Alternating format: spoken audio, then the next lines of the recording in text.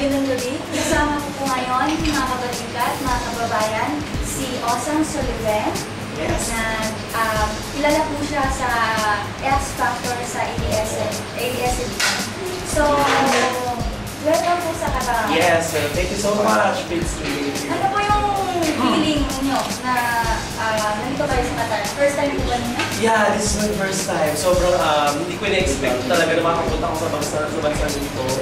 Kasi usually talagang hindi ko talaga na-expect talaga na akala ko more on more on like US or Japan.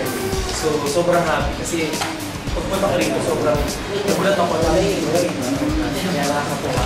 So first time yung makapunta sa isang Middle East? Yeah, this is my first time. Ito yung unang-unang apak ko sa Middle East country. So, ano po ba ang aabangan ng mga kababayan natin sa bukas para sa Oktoberfest 2012? Oo, sobrang kailangan mag-expect kayo ng sobrang-sobrang kasi ang mangyayari po hindi lang talagang para sa buong pamilya ng mga kapwa Pilipino talagang magiging masaya sila kung maghapon. Tapos kung maghapon na yun, after ng show ko na talagang bibigay talaga 100% ko para magpapasaya sila.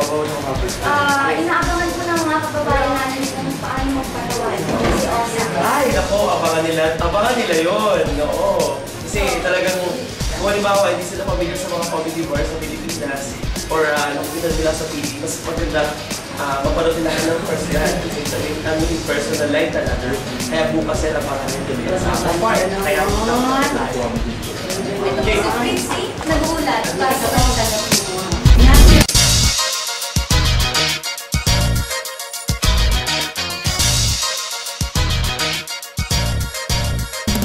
Balitan